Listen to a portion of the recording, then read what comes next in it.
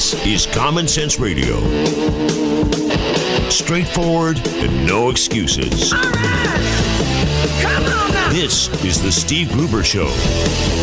Call me crazy. Oh, yeah. What I said was perfectly right and spot on accurate. Boy's got a mouth like a cannon, always shooting it all. Stop. Got it. Stop. I mean, you're way off script. Got it in me. Gonna quit until it all comes out. Hey, boy! Been a long education. Yeah, it's not cynical. It's common sense. Pay attention to me when I'm talking to you. I'm gonna rock the nation. Rock the nation. Genuine, accountable, and raw. Here is Steve Gruber. And welcome to it. It is finally Free for All Friday. Your chance to get on board, your chance to be heard, your chance to, well, be somebody. It's here, and the phone number for you to dial in is 888-900-9966, 888-900-9966. Like I said, it is your chance to climb on board and be somebody right here at the Steve Gruber Show. You can find out more at stevegruber.com. It's a big Friday, though. It's a big Friday. So much going on. I'm two big stories, though, that should get your attention and make you want to ring that phone. First of all, Kevin McCarthy is out.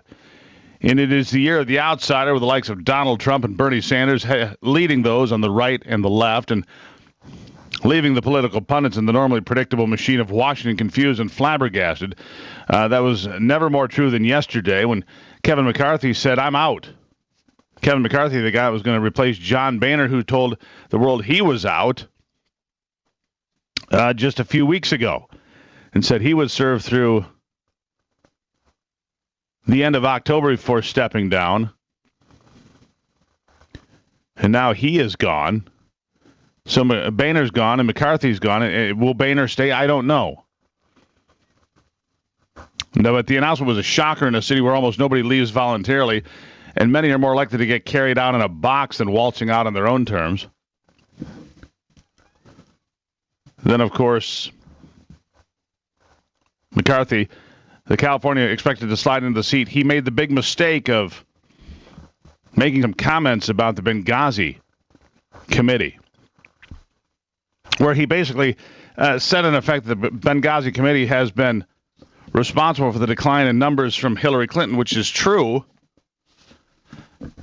But that's because they keep uncovering more uncomfortable facts about what she's been doing and what she's been doing that is inappropriate and potentially illegal. Here's something you need to know, though. With Boehner out and McCarthy out, it's up for grabs. One little-known fact about our government is that, believe it or not, the job of Speaker of the House can be, well, it can belong to anybody. It can belong to anybody. You don't have to be a member of the House. That's right. It can be anybody, including me. With that in mind, I've decided to shake things up in Washington and just go ahead and throw my hat in the ring. I mean, why not? I have the background, I believe, the right temperament, and then the political slant to fit right in and start getting things done from day one. So therefore, I'm officially announcing my candidacy to be the Speaker of the House of Representatives in D.C., and why not? I did hear some other names bantered about. It's a strange little deal. You'd be third in line for the presidency, right? I mean, you're the next guy after the vice president. So I guess you're second in line, right? I guess second in line to be president of the United States. I heard some other names bantered about, including a couple of Michigan names, including former Congressman Dave Camp and the president of Hillsdale College, Larry Arnn. By the way, Arnn has a new book out. He'll be joining us here on the program in the next few days. Former Speaker Newt Gingrich also said he would consider the job if he could get that magical 218 votes needed to make it happen. Now, let's be honest. We've tried Newt, and Larry Arnn has a very important college to run with young minds to mold. I'm clearly a much better fit. And frankly, it is my best shot at finally becoming president, which is as close to being king for the day that I'll ever reach. So it's time for real change in Washington and time for pragmatic conservative common sense. I need your vote. Who's with me? And I say don't laugh. Don't laugh quite yet until you see who actually gets the job. You might actually look back and say, Gruber might have been a better choice. And there might be 100 better choices. You think about that. I saw this guy from Florida on last night. What's his name? The Freedom Caucus guy. Is this really the best we can do? Other names that are out there. The one name that everybody seems to arrive, the same name everybody seems to arrive, is Paul Ryan. Paul Ryan is the one guy they all say would bring everybody together on Capitol Hill, bring everybody together in the House, be a voice that the hard-right conservatives could get behind, that those who are a little bit more moderate could get behind. Paul Ryan, former candidate for vice president, Wisconsin congressman who is very policy-oriented. He's the guy that people say they could get behind, but what a mess, right? Here's how it works. One's names are put into nomination, and usually there'd be one Republican and one Democrat, the way it usually works, but Section 1, Article 2 calls for the votes to continue until a speaker is selected. Now, the last time they had multiple votes, it's been a long time, that I could find, 1923. 1923 was the last time they had multiple votes that I could find in my reading, so it doesn't happen very often. But the Republicans, maybe this is a good thing. Maybe Kevin McCarthy was just more of the same, and maybe the Republicans really need a way to shake things up. Maybe it is time to look for something different. And even though it's not required, all kidding aside, even though it's not required, the Speaker's job has never gone to anybody who is not a member of Congress. But it is fully legal for somebody who is an outsider, a real outsider. Again, in the year of Trump and Sanders and Ben Carson and Carly Fiorina, the year of the outsider, man, you could get in now. Let's go to the hotline. Steve is on the line this morning. Steve, welcome to the program. Steve, are you there? Hello? Yes, sir. How are you? Good morning. I'd like to shift gears for a moment. This business of the possibility of rolling blackouts in the state of Michigan. You have a legislative individual. I never caught whether he was a Democrat or a Republican. Do you know that name? Caught a name you talked about it on pardon? Yeah, I'm talking about the rolling blackouts. I have somebody inside the utility industry that's feeding me information now about the failure of windmills and so forth, that they cannot work. Mathematically impossible, in fact. Financially, they can't work. And everybody knows it. Everybody that runs the numbers knows it. And you threw a name out there who insists that it won't happen. And I'm struggling for that name. And what I'm asking for is that on the Steve Gruber Show, the Vice President of Consumers, who is the authority on this, and the person who works for the state of Michigan said there will be rolling blackouts. Getting your day started with news from around the state and around the world. Common Sense Radio. This is the Steve Gruber Show.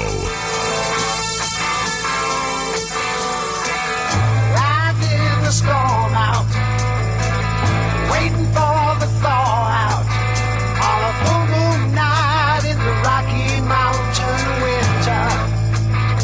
All right, welcome back to the program. The hotline number for this Free-for-All Friday is 888-900-9966. 888-900-9966.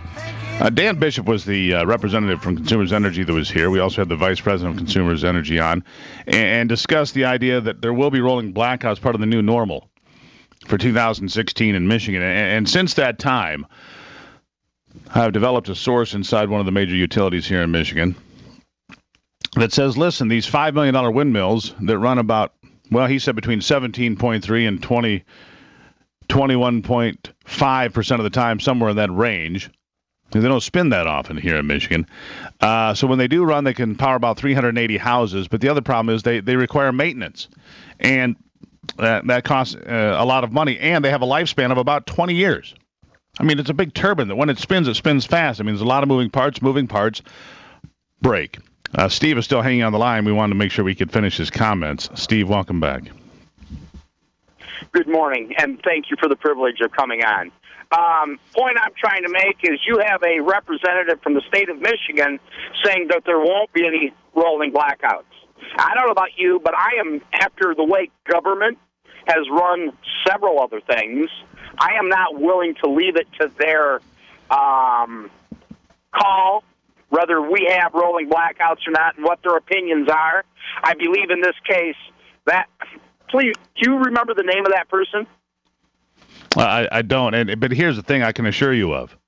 I can assure you of this. I trust the Vice President of Consumers Energy who tells us that the rolling blackouts are a strong possibility. I trust that person of the largest utility in the state of Michigan. And I trust Dan Bishop and the folks at Consumers to say if you're going to have a power issue because you're taking 9 coal-fired plants out of the grid in April of 2016, 1.5 gigawatts of power, you can't expect that just to replace itself. I mean, a source has to come from somewhere, right? Not only do you need to replace it, but at what cost? Make no mistake. Yeah, we'll have to import electricity from Indiana or Illinois or somewhere else, meaning you and I will get to pay for the privilege as well, Steve. Thanks for checking in today. Well, the whole problem, I also want to get this on the record. The whole problem is bigger than that. With this new information rolling out, that this business of global warming is far, far less than what was originally stated. There's a whole... Well, they don't care about that. Walk down the garden path. No question. There is no question about it. You're exactly right. Yeah, it's exactly true. The new mathematics from Dr. David Evans, the doctorate from Stanford, and in his 5 other degrees in mathematics and engineering, said there's a flaw in the modeling, which is why it's not panning out the way they said. But I want to get this on the record for Free for All Friday as well. And I want to talk about one of Steve's favorites because he's called before, and I know how much he likes Senator Debbie Stabenow. In fact, I think they're close friends. Senator Stabenow joined New York Democratic Senator Chuck Schumer in the nation's capital yesterday to outline a massive new push to expand gun control measures across the nation. Yeah, that's right. Michigan Senator Debbie Stabenow leading the charge for new gun control measures, your senator right here. The proposals include closing so-called background check loopholes, expanding the background check database, and tightening regulations on illegal gun purchases, so they say. During a midday press conference, the senators and a dozen others recounted deadly mass shootings across the nation over the past several years. They said conversations with victims' relatives, and friends helped underscore the need for what the liberal Democrats called, quote, sensible gun reform legislation, end quote. Senator Mark Warner, a Virginia Democrat, said he was moved to support the plan when his daughters asked him what he was going to do. He was also moved to join the anti-gun movement when Andy Parker pushed him as well. Parker's daughter, you may recall, Allison, shot and killed along with her photographer on live TV in Virginia in August. What the senators failed to explain was how any of the new proposals put forth would have prevented any of the shootings that they recounted. The most recent tragedy occurred in Roseburg, Oregon, when a mentally deranged man demanded to know the victims' religious identities before he killed them. 9 people died in that attack. Now, the new proposal calls for shutting, this is a quote now, shutting down the illegal pipeline of guns. End quote. I don't know what this illegal pipeline of guns is, but apparently the senators, including your senator, Debbie Stabenow, seem to know what that is. And they focus specifically on straw purchases, which have been illegal since I've been alive, where one person buys a firearm for someone not legally allowed to own one. The Democrats also said they will demand that domestic abusers will be banned for life from ever owning firearms, which, by the way, it's the only misdemeanor with such a provision. What do you think? What do you think about your Senator, Debbie Stabenow, leading the charge for gun control in America? What do you think about that? The phone number is 888-900-9966, 888-900-9966. and you can get involved with the conversation. You can get involved with the conversation here today on Free for All Friday because that's what we encourage, and we encourage your involvement. So, Debbie Stabenow's gun control, the Speaker for the House up for grabs, and anything else that comes to mind. On the program today, besides all that, we will have David Jakes here, the publisher of the Roseburg Beacon in Oregon. He's one of those that signed the petition to protest President Obama's visit to Roseburg, which will happen today. They said, we don't want you here. We don't need your gun control agenda coming here. We don't need you to use our family members that were shot and killed and injured by a madman to be the platform for your political agenda, is what they're saying in Roseburg. David Jakes will be here to talk about that. We'll also go to Cadillac, Michigan, where a restaurant has won thousands of dollars in a bank contest. Plus, Congressman Tim Walberg will join us to talk about Kevin McCarthy dropping out of the race. We had just talked to him about this yesterday. We had just discussed this yesterday. And then, bam, big surprise, McCarthy drops. But I don't think Congressman Walberg or anybody else knew anything about that. Keep it right here on the Steve Gruber Show on a free-for-all Friday, and keep that number close. It's 888-999-66, 888-999-66. It's free-for-all Friday.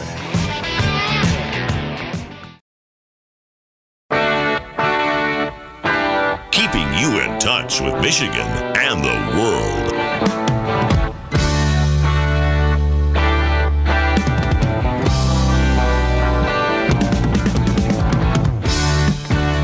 All right, 33 after the hour on this free-for-all Friday. To the Common Sense Hotline we go. Philip on the line in Flint, WFNT territory. Philip, welcome to the program. Good morning, Steve.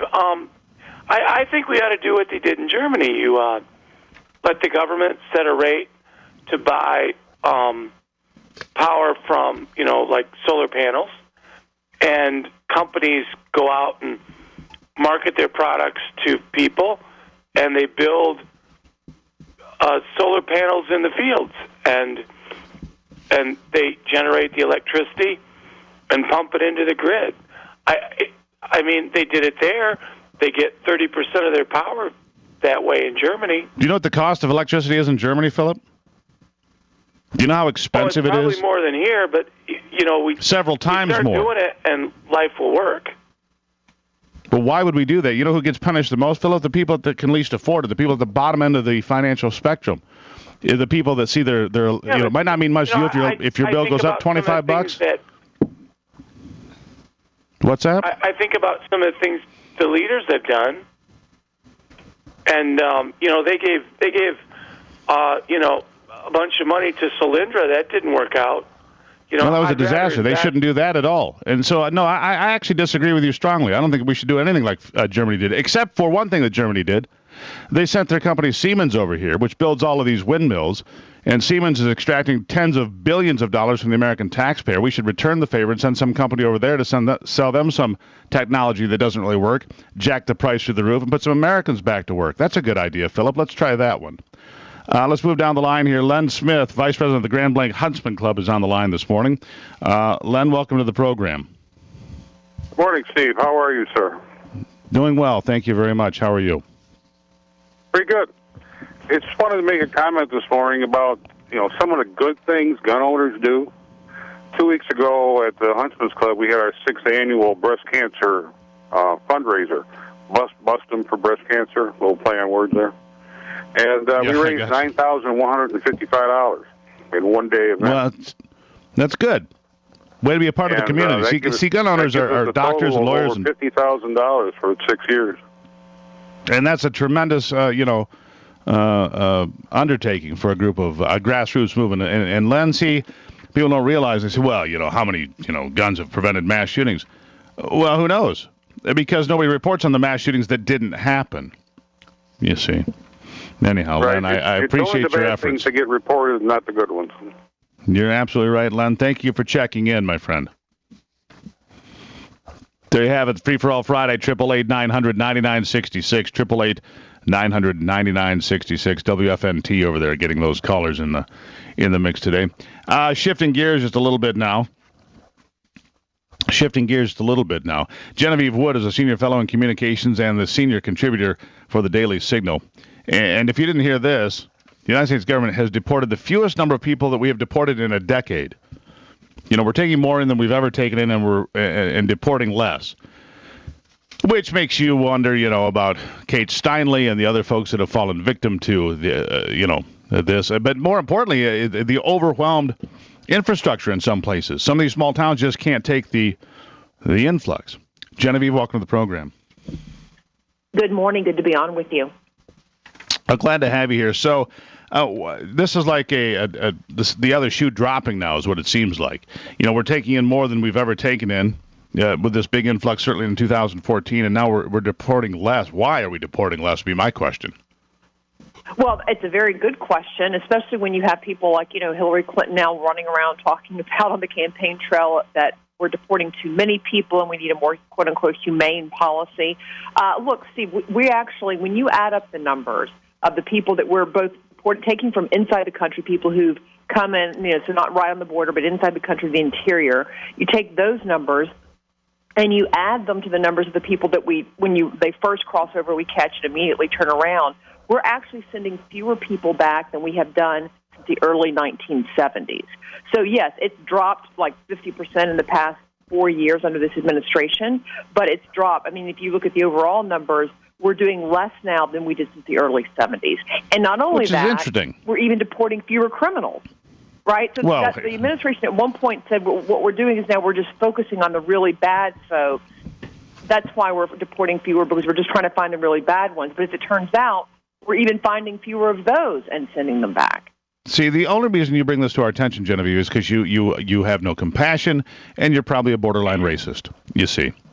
Clearly, because, deporting criminals, right. These criminals, maybe they had a rough childhood. Did you ever think of that, Genevieve? Did you ever take them home, put yourself in their shoes? Maybe they had a rough upbringing. Maybe, drugs and tattoos and working for MS-13 was the only job they could find.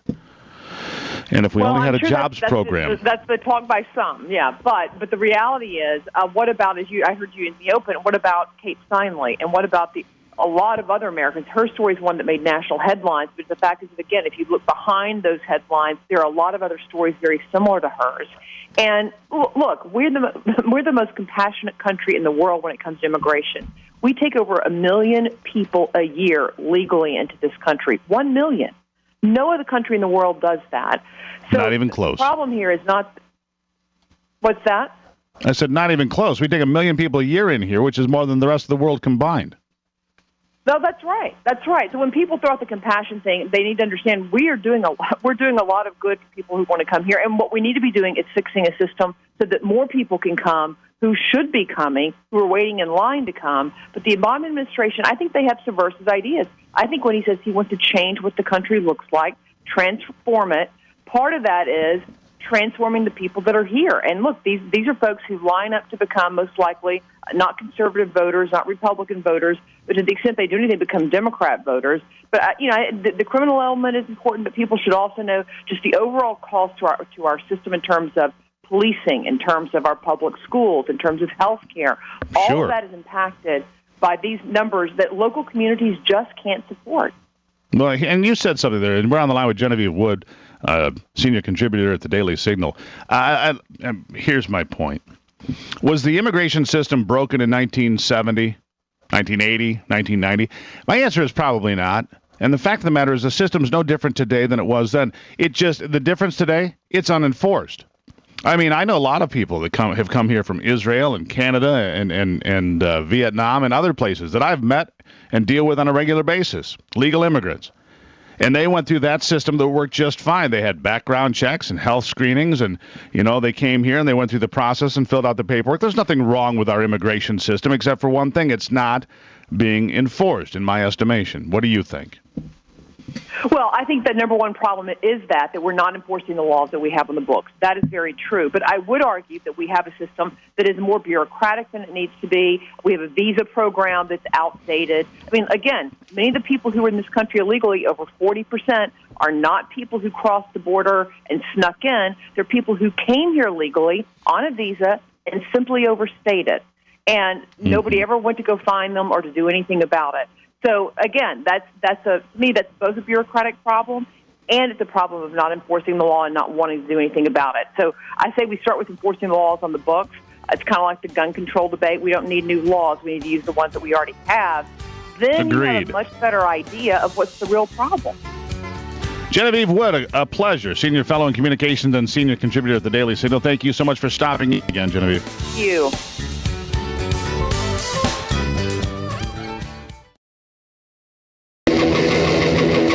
The Steve Gruber Show.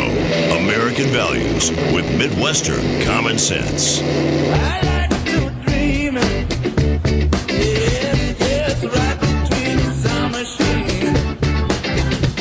On the cloud side, I look in the night. Any place it goes is right. Those all rise near. It stars away from here. Well, all right, welcome back to it. It is 45 after the hour on this Free-for-all Friday. Going to work our way through a whole series of things here because there are, again, a lot of headlines that unfortunately we miss because there's so much going on, and you've only got so much time in the day. Let's try this one on for size. Did Barack Obama sign into law a law that now directly contradicts this deal that he's made with Iran? And apparently it looks that way. Some senior United States officials involved in the implementation of the Iran nuclear deal have privately concluded that a key sanction relief provision, a concession to Iran that will open the door to tens of billions of dollars in U.S.-backed commerce with the Islamic regime, is in direct contradiction with existing federal statutes and cannot be implemented without breaking federal law. Can you imagine? At issue is a passage tucked away in ancillary paperwork attached to the Joint Comprehensive Plan of Action, the JCPOA, as the Iran nuclear deal is formally known. Specifically, Sections 5.1.2 of Annex 2 provides that in exchange for Iranian compliance with the terms of the deal, the United States shall license non-U.S. entities that are owned or controlled by a U.S. person to engage in activities with Iran that are consistent with the deal. In short, it means that foreign subsidiaries of U.S. parent companies will, under certain conditions, be allowed to do business with Iran. The problem is that the Iran Threat Reduction in Syrian Human Rights Act, signed into law by President Barack Obama in August of 2012, was explicit in closing this so-called foreign sub-loophole. Indeed, ITRA also stipulated that when it comes to doing business with Iran, foreign subsidiaries of U.S. parent firms shall in all cases be treated exactly the same as U.S. firms. Namely, what is prohibited for U.S. parent firms has to be prohibited for foreign subsidiaries, and what is allowed for foreign subsidiaries has to be allowed for U.S. parent firms. What's more, it contains language requiring that the terms spelled out shall remain in effect until the President of the United States certifies two things to Congress. Number one, that Iran has been removed from the State Department's list of nations that sponsor terrorism, which has not happened. And second, that Iran has ceased the pursuit, acquisition, and development of weapons of mass destruction, which clearly has not happened. Additional executive orders and statutes signed by President Obama, such as the Iran Nuclear Agreement Review Act, have reaffirmed that all prior federal statutes relating to sanctions on Iran shall remain in full effect. And there's the crux of your mess. This president and his administration are so sloppy in the work they do. They sign one thing, and a couple years later sign something else, and never bother to make sure that they work together. They never bother to find out if they work together.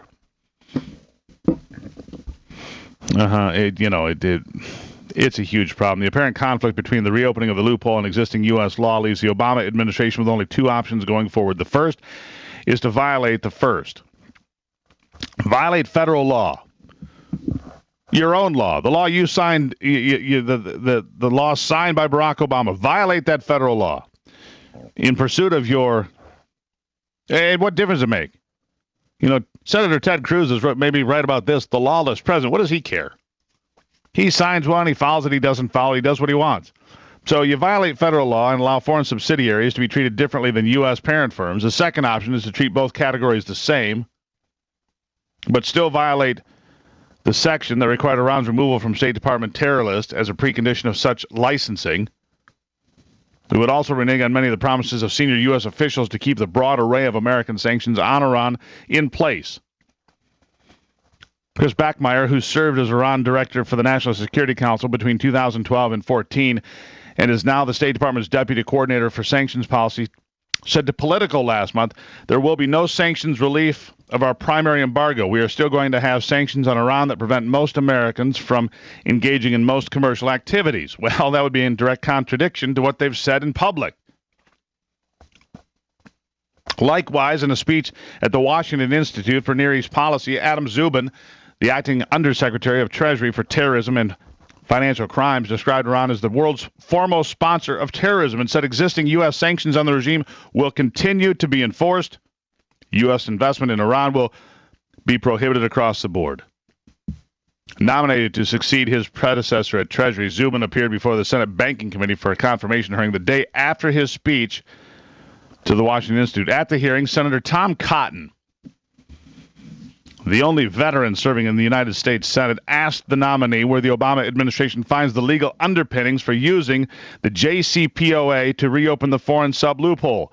Zubin said the foreign subsidiary's license to do business with Iran will have to meet some very difficult conditions, and he specifically cited the ITRA affair, saying the 2012 law contains the licensing authority that Treasury would anticipate using to allow for certain categories of activity for those foreign subsidiaries, but it doesn't work. Elsewhere in documents obtained, Zubin has maintained that a different passage contains explicit reference to an earlier law. They don't care.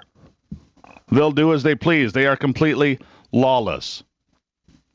One administration attorney, however, when asked about it, said the reopening of the loophole reflects circular logic with no valid legal foundation. It would be Alice in Wonderland bootstrapping to say that Section 601 gives the president the authority to restore the foreign subsidiary loophole, the exact opposite of what the statute ordered. The attorney said, don't use my name. Don't bring my name up. At the State Department Thursday, spokesman John Kirby told reporters Secretary Kerry is confident that the administration has the authority to follow through on the commitment to reopen the foreign subsidiary loophole, except they'd be in violation of federal law. Federal law, they'd be violating their own damn law. Good Lord. And you wonder why we get upset. It's Free for All Friday. 888-900-9966. 888-900-9966, the hotline number. We'll be right back.